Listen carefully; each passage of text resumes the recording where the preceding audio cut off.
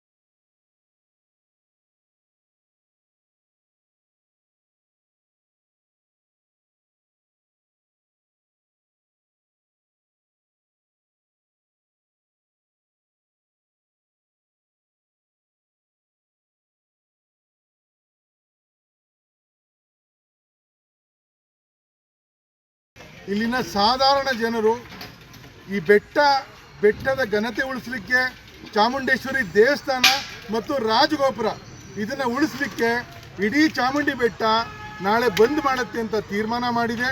ಅದಕ್ಕೆ ನಾವು ಕಳಕಳಿಯಿಂದ ಕೇಳ್ಕೊತಾ ಇದ್ದೀವಿ. ಈ ಮೆಸೇಜ್ ಯಾರಿಗೆ ಹೋಗುತ್ತೆ, ದಯವಿಟ್ಟು ತಮ್ಮೆಲ್ಲರೂ ಸಹಕಾರ ಇರಲಿ.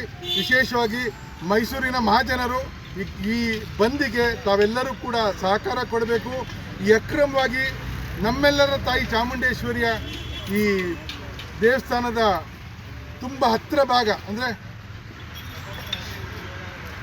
ಹೃದಯ ಭಾಗವನ್ನೇ ಅಗೀತಾ ಇರುವಂಥ ಈ ಅಕ್ರಮ ಕಾಮಗಾರಿಯನ್ನು ನಿಲ್ಲಿಸಬೇಕು. ಅವ್ರು ಏನಿದ್ರು ಇಲ್ಲಿನ ಆರ್ಕಿಯಾಲಜಿಕಲ್ ಡಿಪಾರ್ಟ್ಮೆಂಟು ಮತ್ತು ಇತ್ಯಾದಿ ಎಲ್ಲ ಡಿಪಾರ್ಟ್ಮೆಂಟ್ ಕ್ಲಿಯರೆನ್ಸಸ್ ತಗೋಬೇಕು. ಇಲ್ಲಿನ ಜನರ ಒಂದು ಒಪ್ಪಿಗೆ ತಗೊಂಡು ಯಾವುದೇ ಕೆಲಸ ಮಾಡಬೇಕಾದ್ರೂ ಅವ್ರಿಗೂ ಅನುಕೂಲ ಆಗುವಂಥ ಕೆಲಸಗಳು ಮಾಡಬೇಕು. ದುಡ್ಡಿನ ಬರ ಯಾರಿಗೂ ಇಲ್ಲ. 40 ಕೋಟಿ ಇವ್ರು ತಿನ್ನಕ್ಕೆ ಮಾಡ್ತಾ ಇದ್ರೆ ನಮ್ಗೆ ಗೊತ್ತಿಲ್ಲ. 40 ಕೋಟಿ ಇವ್ರು ತೊಗೊಳಕ್ಕಾಗಿಲ್ಲ ಅಂದರೆ 40 ಕೋಟಿ ತರ್ಸೋಕ್ಕೆ ಇಲ್ಲಿ ಮೈಸೂರಲ್ಲಿ ಜನ ಇದ್ದಾರೆ. ವಾಪಸ್ ಪ್ರಸಾದ್ ಯೋಜನೆಯಲ್ಲಿ ದುಡ್ಡು ತರಿಸೋಷ್ಟು ಸಮರ್ಥ ಇರೋ ಜನ ಇದ್ದಾರೆ. ಮತ್ತು ದೇವರ ದುಡ್ಡು ಆಲ್ರೆಡಿ ಹುಂಡಿಯಲ್ಲಿ ಬೇಜಾನು ಬ್ಯಾಂಕ್ ಅಕೌಂಟಲ್ಲಿ ದೇವರ ದುಡ್ಡು ಇದೆ.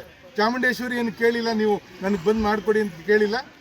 ಅಭಿವೃದ್ಧಿ ಮಾಡಬೇಕಾದ್ರೆ ಇಲ್ಲಿಯೇ ದೇವಸ್ಥಾನದ ಆಸ್ತಿ ಇದೆ. ಸಾರ್ವಜನಿಕರು ಅಭಿವೃದ್ಧಿ ಮಾಡಬೇಕಂದ್ರೆ ಚಾಮುಂಡೇಶ್ವರಿಗೋಸ್ಕರ ಕೋಟ್ಯಾಂತರ ಭಕ್ತರಿದ್ದಾರೆ.